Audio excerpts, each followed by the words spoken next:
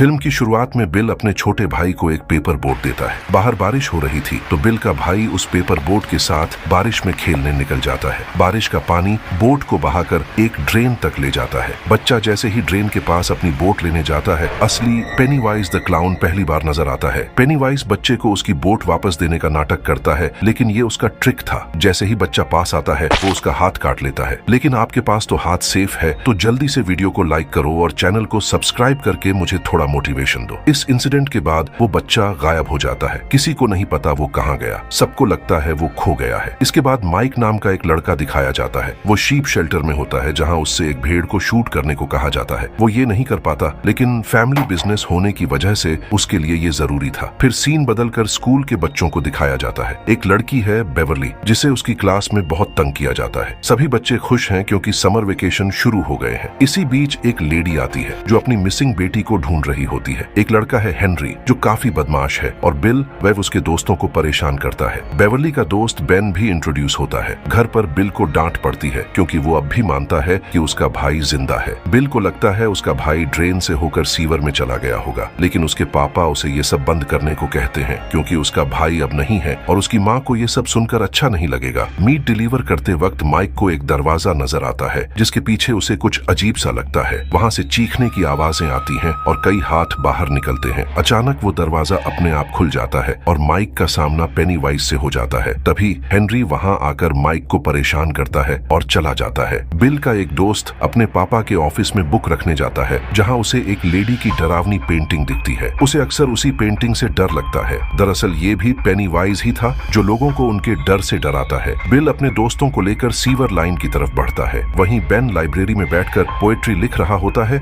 और dairy town का history पढ़ रहा होता है। उसे वहाँ हुई पुरानी घटनाओं के बारे में पता चलता है और ये सब उसी जगह से जुड़ा था। ये सारी इंसिडेंट्स वहाँ हुई डेथ्स से कनेक्टेड थी, मतलब यहाँ काफी लोग मर चुके थे। फिर बेन को कुछ अजीब चीजें दिखने लगती हैं जो सिर्फ पेनीवाइज कर रहा था, कोई और नहीं। बेन वहाँ एक फ्लोट करता हुआ बलून देखता है जो बाकी लोगों को नहीं दिख रहा था। उस बलून को चेस करते करते बेन को कई ईस्टर एग्स मिलते हैं और वो उन्हें फॉलो करते करते लाइब्रेरी में पहुंच जाता है। वहीं एक जला हुआ हेडलेस आदमी बेन पर अटैक करने आता है, लेकिन बेन किसी तरह बच निकलता है। भागते भागते हेनरी और उसके दोस्त उसे पकड़ लेते हैं। वो उसे बुरी तरह टॉर्चर करते हैं और हेनरी तो चाकू से उसके पेट पर एच का लेटर भी काट देता है। इसी बीच एक कपल अपनी कार में वहाँ से गुजरता है। बेन मदद के लिए चिल्लाता है, लेकिन वो लोग उसे इग्नोर कर देते हैं। बेन नोटिस करता है कि उनकी कार में एक रेड बलून है, मतलब अब वो कपल भी पेनीवाइज के कंट्रोल में है। बेन किसी तरह अपनी जान बचाकर वहाँ से भागता है, लेकिन हेनरी का ग्रुप उसका पीछा करता है। दूसरी तरफ बिल और उसका दोस्त अपने छोटे भाई को ढूंढते हुए सिटी के सीवर लाइन तक पहुँचते हैं, लेकिन वहाँ उन्हें किसी और बच्चे का शू मिल जाता है। इसी दौरान घायल बेन वहाँ पहुँच जाता है, इससे पहले कि बिल और उसका दोस्त अंदर जाएं। बिल का एक दोस्त अपने छोटे भाई को ढूंढने के लिए सीवर के अंदर चला जाता है। वहाँ उसे कई भूत और आत्माएं दिखती हैं और वहीं पेनीवाइज उसे मार देता है। उधर बिल और उसके बाकी दोस्त बैंडेज और फर्स्ट एड का सामान खरीद रहे होते हैं, लेकिन उनके पास पैसे कम होते हैं। मेडिकल स्टोर में बेवरली भी होती है जो उनकी मदद करके दवाइयां खरीदवा देती है। फिर ये सब बेवरली को भी अपने साथ टैंक पर चलने को बोलते हैं। घर पहुंचकर बेवरली के पापा हमेशा की तरह उसके साथ अजीब बिहेव करते हैं। बेवरली पहले से ही परेशान रहती थी, लेकिन अब वो इतनी डिप्रेस हो जाती है कि गुस्से और दुख में अपने बाल काट लेती है। उसके बाद सब दोस्त और बेवरली टैंक पर खूब एंजॉय करते हैं। इसके बाद सब दोस्त बेन के घर इकट्ठा होते हैं, जहां बेन ने डेरी टाउन की हिस्ट्री का कलेक्शन रखा होता है। बेन बताता है कि इस सिटी के लोग एक एक करके गायब हो गए थे, लेकिन सबसे अजीब बात ये थी कि कभी उनकी डेड बॉडी या कोई क्लू नहीं मिला। बस कुछ खून से सने कपड़े वेल के पास मिलते थे। यहाँ रेगुलर ब्लड शेड होता था, लेकिन किसी को पता नहीं था कि किलर कौन है। फिर बिल का दोस्त एडी दिखाया जाता है जो घर लौट रहा होता है। रास्ते में वो एक पुराना और डरावना सा घर पार करता है। उसी टाइम उसकी मेडिसिन लेने का टाइम हो जाता है, तो वो वहाँ रुककर दवा लेने लगता है। तभी उसे घर के अंदर से कुछ आवाजें सुनाई देती हैं। ये सुनकर एडी परेशान हो जाता है और घबराहट में उसकी दवा नीचे गिर जाती है। जैसे ही वो उसे उठाने जाता है, एक गंदा,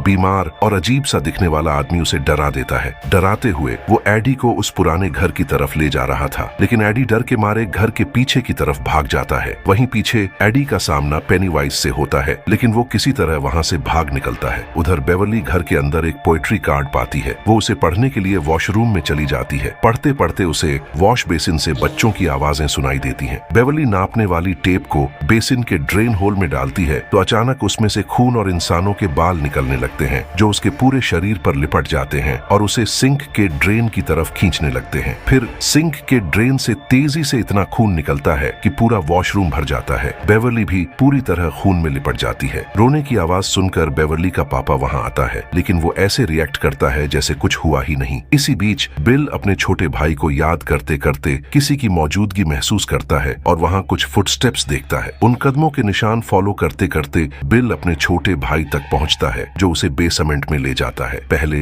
वो भाई इमोशनल होकर बात करता है, फिर अचानक डेमन बन जाता है। पेनीवाइज भी आकर बिल पर अटैक करता है, लेकिन बिल टाइम पर वहां से भाग निकलता है। फिर बेवर्ली अपने दोस्तों को घर बुलाकर वॉशरूम दिखाती है। सब बच्चे वहां खून देखते हैं, लेकिन बेवर्ली सोच में पड़ जाती है कि उसके पापा ने ये क्यों नहीं देखा। फिर सब मिलकर वॉशरूम साफ करते हैं। दोस्त आपस में डिस्कस करते हैं कि यहाँ जरूर कुछ गड़बड़ है, क्योंकि उनके साथ भी अजीब अजीब चीजें हो रही हैं और सबने उस क्लाउन को भी देखा है। तभी उन्हें दूर से हेनरी की कार और माइक की साइकिल दिखाई देती है। वो तुरंत माइक को बचाने निकल पड़ते हैं। दूसरी तरफ हेनरी और उसके दोस्त माइक को मारते पीटते हैं और उसे कच्चा मीट खाने को मजबूर कर रहे होते हैं। तभी माइक दूर पेनीवाइज को देखता है जो एक बच्चे का हाथ खा रहा होता है और उसे देखकर स्माइल कर रहा होता है। इतने में बिल और उसके दोस्त पहुंचकर हेनरी और उसके दोस्तों पर पत्थर बरसाना शुरू कर देते हैं और माइक को बचा लेते हैं। इसके बाद उन्हें मिसिंग बच्चों के पैम्फलेट्स नजर आते हैं। बेन फिर बताता है कि उसने डेरी टाउन के बारे में फिर पढ़ा है और उसे पता चला कि ये सारी घटनाएं हर 27 साल में दोबारा होती हैं। ज्यादातर बच्चे गुम हो जाते हैं। शुरू के कुछ साल ये चलता है, फिर बंद हो जाता है और 37 साल बाद फिर शुरू। उन्हें समझ आता है कि कोई है जो बच्चों को खाता है और एक बार हंटिंग करके 37 साल आराम करता है। वो बच्चों को उसी रूप में डराता है जिससे वो सबसे ज्यादा डरते हैं और जाहिर है ज्यादातर बच्चे क्लाउन से डरते हैं। बेन अपने घर ले जाकर सबको डेरी टाउन का मैप दिखाता है। मैप देखकर उन्हें पता चलता है कि सारी घटनाओं की लोकेशन ड्रेनेज सिस्टम से जुड़ी है और ये सारे ड्रेन्स एक वेल पर जाकर मिलते हैं जो उसी पुराने घर में है। बच्चों को तुरंत समझ आ जाता है कि पेनीवाइज उसी पुराने घर के वेल में रहता है। पेनीवाइज को देखकर एडी और भी ज्यादा डर जाता है और जल्दी से कहता है कि प्रोजेक्टर बंद कर दो, लेकिन उसकी हैरानी की बात ये थी कि प्रोजेक्टर अपने आप अलग अलग सीन दिखाता ही जा रहा था। ये देखकर सब बच्चे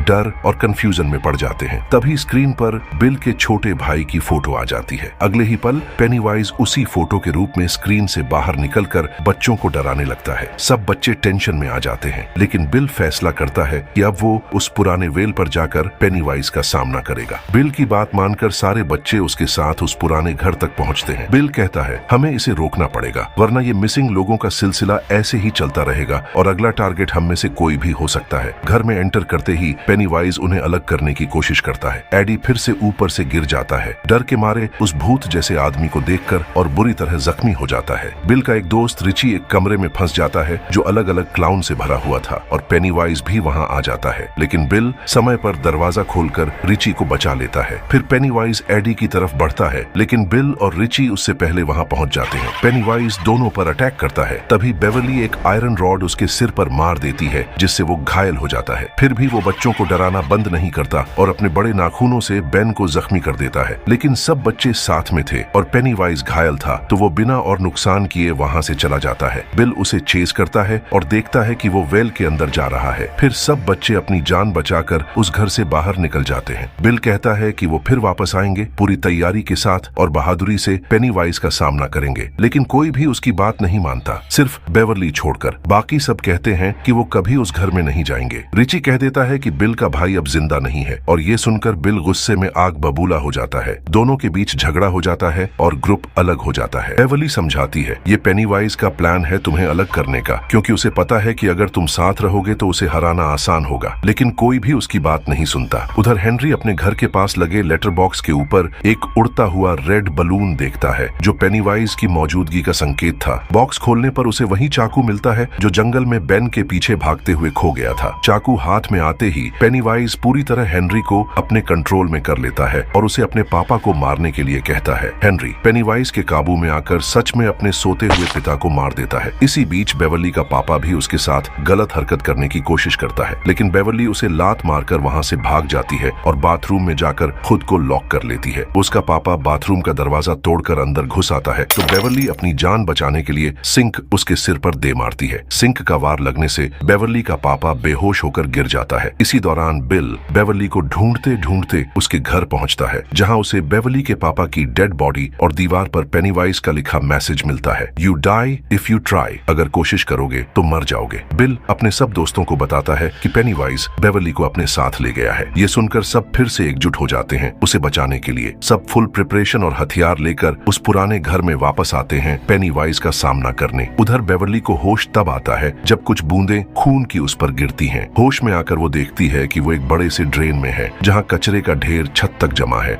और बच्चों की उड़ती हुई डेड बॉडीज भी हैं। जैसे ही वो वहाँ से निकलने की कोशिश करती है, पेनीवाइज उस पर अटैक करता है। वो उसे डराता है, लेकिन बेवर्ली बिना डरे डटकर उसका सामना करती है। उसकी हिम्मत देखकर पेनीवाइज अपना असली रूप दिखाता है। फिर उसके लाइट अटैक से बेवर्ली बेहोश हो जाती है। सारे बच्चे वेल के अंदर उतरने लगते हैं। माइक की बारी आते ही हेनरी उस पर हमला कर देता है और उसे मारने की कोशिश करता है, लेकिन माइक उससे लड़कर उसे वेल में नीचे गिरा देता है। नीचे आते वक्त उनके दोस्तों में से एक उनसे अलग हो जाता है और पेनीवाइज उस पर पेंटिंग वाली डरावनी औरत का रूप लेकर हमला करता है। बाकी दोस्त उसे ढूंढते हुए वहां पहुंच जाते हैं और इससे पहले कि पेनीवाइज उसे गंभीर चोट पहुंचा पाता, वो वहां से चला जाता है। फिर बिल को वहां अपने छोटे भाई की झलक दिखती है और उसे फॉलो करते करते वो बेवर्ली के पास पहुंचता है। बेवर्ली हवा में लटकी हुई होती है। बिल उसे नीचे उतारने की कोशिश करता है और उसके बाकी दोस्त भी मदद करते हैं, लेकिन बेवर्ली बेहोश रहती है। सब उसे होश में लाने की कोशिश करते हैं, लेकिन कामयाबी नहीं मिलती। तभी बैन प्यार से बेवर्ली को गले लगाता है और उसी पल वो पेनीवाइज के जादू से आजाद होकर होश में आ जाती है।